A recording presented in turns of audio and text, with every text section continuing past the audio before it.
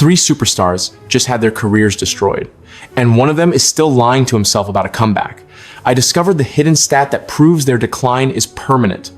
Stay until the end to find out which fallen star still has a shocking chance at redemption. The story of Marc-Andre Ter Stegen carries a weight of a man who once looked unshakable, as if Barcelona had discovered a goalkeeper built in a laboratory for modern football. He came with reflexes that snapped like electricity and a calmness that made chaos look trivial. But even the steadiest hands can tremble, and even he would learn that the game does not care about past heroics. Before the noise began to turn against him, Marc-Andre Ter Stegen had been the anchor in a Barcelona side that seemed determined to sabotage itself. Defenders drifted out of position. The midfield lost discipline, and counterattacks sliced through them like knives. Yet there he stood, month after month, absorbing the shockwaves. In his early years, when he battled with Claudio Bravo for supremacy, he seized the moments that should have defined a legacy. Champions League nights, knockout matches, pressure that could burn through steel. He played with the confidence of someone convinced that destiny had reserved a place for him. For a time, Barcelona fans believed that too. But Barcelona, like a city built on shifting sand, has a way of eroding even its strongest pillars. When the great collapses began, the nights people still speak about with bitterness, the nights in Rome and Liverpool, a subtle crack appeared in how the world judged Marc-Andre Ter Stegen. It wasn't that he became bad overnight. He still made impossible saves in routine league matches, still flew across goal mouths with the grace of a man determined to rewrite fate. Yet when the nights grew big, when the pressure swelled, his timing faltered. A ball parried into danger here, a hesitation that stretched a fraction too long there, and suddenly the weight of entire catastrophes began to cling to him. Fair or unfair, football rarely cares. The narrative shifted, and once supporters turn, they turn with the full force of memory and disappointment. It was not long before the whispers grew into roars. They said he was good, but not decisive. They said the badge needed someone who rose in the biggest moments. Someone who could deliver the type of miracles that men like Manuel Neuer had built careers upon. Goalkeepers live inside the cruelest truth. Fan bases don't remember the 1,000 saves you make. They remember the one you didn't. And as Marc-Andre Ter Stegen began to sputter in those defining moments, Barcelona's entire structure, already fragile, made him look worse. When an injury took him out for a stretch, the unthinkable happened. A stopgap goalkeeper, older and seemingly past the era of elite football, arrived and started performing to a level that fans found shockingly reassuring. The comparison sharpened. Respect turned into resentment. And suddenly, the man once viewed as Barcelona's future was treated as if he stood in the way of something better. But the cruelty of football is not reserved for goalkeepers alone. Far from it. The whispers that circled Marc-Andre Ter Stegen were familiar echoes of what Leroy Sané once felt when he realized that pace, talent, and potential cannot protect you from the fragility of form. If Marc-Andre Ter Stegen experienced decline through the unforgiving lens of expectation, Leroy Sané's fall felt like a betrayal from the body that once made him unstoppable. When he burst into the Premier League, defenders felt his presence before they even saw the number on his shirt. He carried himself with the arrogance of youth, not disrespectful arrogance, but the kind born from knowing that every sprint could change a game. He glided past opponents like wind carving through tall grass, a left-footed winger who didn't need tactical diagrams or inverted winger philosophy. He believed in raw, radical acceleration, in cutting through space before defenders even recognized danger. Pep Guardiola trusted him because the boy delivered carnage. There were seasons, particularly those glorious runs where Manchester City played football, that felt like a cheat code, where Leroy Sané was the difference between dominance and devastation. He didn't just take on fullbacks, he erased them. The effortless dribbling, the cold finishing, the assured link-up play, all of it pointed toward a future where he would be one of the most terrifying wingers of his generation. And he was only 22. The world believed they were witnessing the rise of a dynasty, the birth of a player who would define a decade. But destiny, like a ruthless referee, offers no guarantees. In a match that should have been routine, Leroy Sané's knee twisted in a way knees are not meant to twist. The ACL tear took more than just a season. It took rhythm, explosiveness, and the certainty that made him fearless. He returned to a Manchester City side that had already evolved. Phil Foden was blooming, Riyad Mahrez was thriving, and the system no longer revolved around a single winger dribbling the left flank. Leroy Sané came back to find his home altered. As if he had been away for years instead of months, he needed a rebirth. And Bayern Munich felt like destiny calling him home. A German prodigy returning to dominate the league that once shaped him should have been poetic. Instead, it became an unending search for a version of himself that refused to return. Some nights he exploded, bending shots into corners, sprinting through tight lines, reminding everyone what he used to be. But these moments were isolated, flickers of lightning without the storm. Other nights, he lurked on the edges of games, trapped in hesitation, stripped of the aggression that once defined him. Managers kept shifting him like a puzzle piece that didn't quite fit anywhere. Left wing, right wing, advanced midfielder, false nine, nothing, gave him the spark back.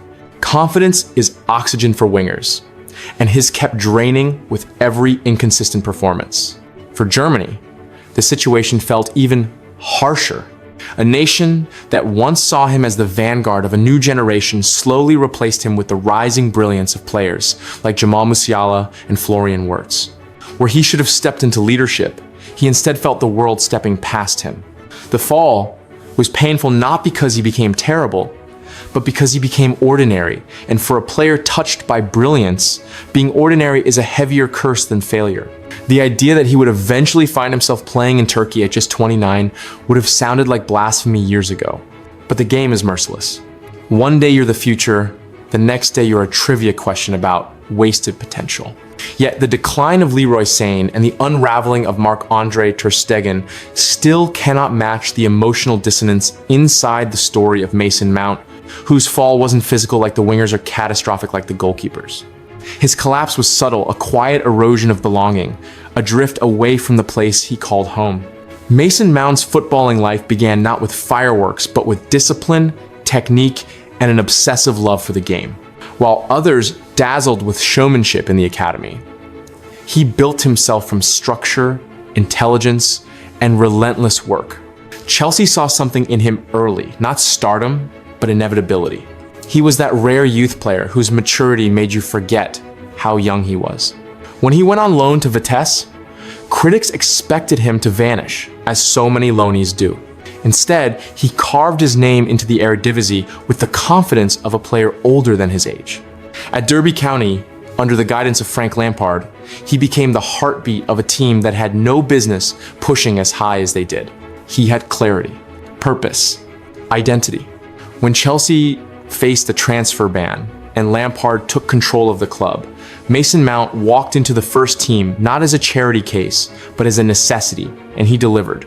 Week after week, he pressed, created, scored, and outworked anyone around him. Chelsea fans, even the skeptical ones, gradually began to see his value. And in the Champions League final, at just 22, he produced the assist that sealed the trophy. In that moment, he wasn't just a midfielder. He was the embodiment of the club's resilience. But football changes faster than hearts can keep up. Management shifted, tactics warped, and soon Mason Mount found himself forced into roles that dulled his influence. Left wing one week, right midfield the next, attacking midfielder, then utility runner. No footballer thrives when treated like duct tape. Despite his effort, the team's identity crumbled around him. Criticism that once rolled off his back now stuck like wet cement. The contract dispute turned everything into chaos. He wanted to feel valued, but negotiations dragged. And the media twisted the story until he became the villain in a drama he didn't script. When Manchester United swooped in, it felt less like a new chapter and more like exile. His start at Old Trafford was doomed before it began. Injuries stole his rhythm, an overcrowded midfield stole his opportunities, and the pressure of a massive transfer fee crushed his freedom. Suddenly, the player who once orchestrated Champions League nights looked lost between confused tactical orders and the impatience of a fan base desperate for quick solutions. But unlike Leroy Sané, whose decline felt like an ending, or Marc-Andre Ter Stegen, whose narrative has been shadowed by big game scrutiny, Mason Mount still stands young enough to reclaim a future. 26 is not the age of endings, it is the age of reinvention. And under a manager who actually understands how to use him, he might yet carve a second prime from the debris of the first. But the real weight of these stories, the fall of Marc-Andre Ter Stegen, the unraveling of Leroy Sané, the fading glow around Mason Mount is not just about 3 careers that lost direction. It is about the fragility of football itself. A sport where potential is celebrated loudly, but decline is punished ruthlessly. A sport where bodies betray, confidence evaporates, and narratives overtake facts. A sport where supporters adore you one season and question your existence the next. What ties these men together is not their mistakes, but their humanity, their vulnerability inside a world that demands perfection. Marc-Andre Ter Stegen wanted to be the hero Barcelona needed, but the club's chaos stained him with failures, not entirely his own. Leroy Sané wanted to be the winged dynamo that moves defenders into nightmares, but the injury that tore through his knee stole the version of himself he needed most. Mason Mount wanted to remain the boy who carried Chelsea's badge with pride. But the swirl of contracts, politics, injuries, and mismanagement tossed him from certainty into doubt. They are cautionary tales. Yes, but also mirrors reflecting the truth of elite sports. You can give everything. You can be brilliant, disciplined, extraordinary, and still fall. Sometimes the fall comes from injury. Sometimes from timing, sometimes from a system that stops fitting around you, and sometimes, as harsh as it sounds, from the simple reality that the game is merciless and the world keeps turning without asking for your permission. And yet, in these stories, there is something strangely inspiring. The rise may be beautiful, but the decline reveals who the players truly are. Marc-Andre Ter Stegen remains fighting to reclaim authority in a Barcelona era, trying to redefine itself. Leroy Sané still carries flashes of the genius that once feared defenders, hoping consistency will one day return. Mason Mount is young enough to resurrect not just his career, but his sense of belonging, this time without the burden of being the club's golden boy. Decline does not erase brilliance. It does not erase legacy. It merely challenges it. And sometimes the players who fall hardest rise again with sharper edges. Football is not a story of perfection. It is a story of fragility, resilience, and the fleeting nature of greatness. And as long as people remember the nights when Marc-Andre Ter Stegen stood tall, when Leroy Sané exploded down the flank like a weapon of pure speed, when Mason Mount threaded decisive passes under the lights of Europe, their stories will remain incomplete, not tragic. Because a fall is only permanent when a player stops fighting. And none of these men have stopped. Tell me which player fell off the hardest. Name one star currently headed for the same fate. Comment if any of these 3 can ever return to their best. Follow for the unfiltered truth about football's most shocking declines.